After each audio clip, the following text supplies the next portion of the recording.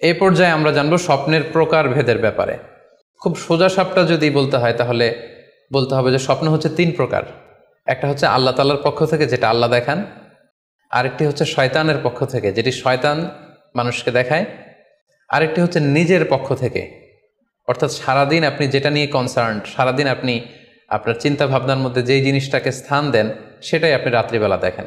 অর্থাৎ দিনের বেলা হয়তো কেউ খেলাধুলা নিয়ে খুব ব্যস্ত, সে খুব ফুটবল পছন্দ করে, সারাদিন ফুটবল খেলে, দেখা যাবে যে রাতের বেলাও সে স্বপ্নে দেখছে যে সে ফুটবল খেলছে, অথবা স্টেডিয়ামে যে সে ফুটবল খেলা দেখছে।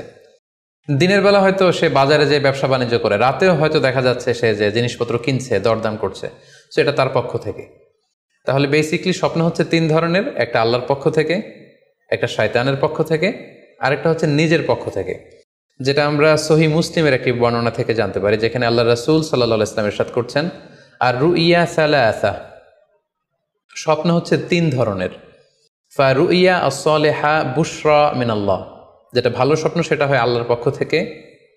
ওয়া রুইয়া তাহজিনুন মিনাশ শাইতান, আরেকটা স্বপ্ন থাকে যেটা শয়তানের পক্ষ থেকে, সেটা ভয় দেখানো হয়। ভয়ঙ্কর যদি কোনো দুঃস্বপ্ন দেখে থাকেন তাহলে এটা আল্লাহর পক্ষ থেকে নয়, এই স্বপ্নটা শয়তানের পক্ষ থেকে। আরেকটি হচ্ছে রুইয়া মিম্মা ইউহাদ্দিসুল মারউ নাফসাহু, আরেকটি স্বপ্ন ব্যক্তি সে নিজের সাথে নিজে স্বপ্নে হয়তো কথা বলে বা এমন কিছু দেখে যেটা সুসংবাদও নয়, যেটা ভয়ঙ্করও কিছু নয়, বরং সারাদিন সে যে বিষয়টি নিয়ে চিন্তা ভাবনা করতো রাতে সেটার একটা প্রতিচ্ছবি, সেটাই সে দেখতে পাচ্ছে। এটা হচ্ছে নিজের পক্ষ থেকে স্বপ্ন। তাহলে খুব সহজে আমরা এভাবে বলতে পারি যে স্বপ্ন 3 প্রকার, একটা হচ্ছে রাহমানি, আর একটা হচ্ছে শাইতানি, আর একটা হচ্ছে নাফসানি। আই রিপিট, আমি আবার বলছি, স্বপ্নের প্রথম প্রকার হচ্ছে রাহমানি, দ্বিতীয় প্রকার হচ্ছে শাইতানি, তৃতীয় প্রকার হচ্ছে নাফসানি।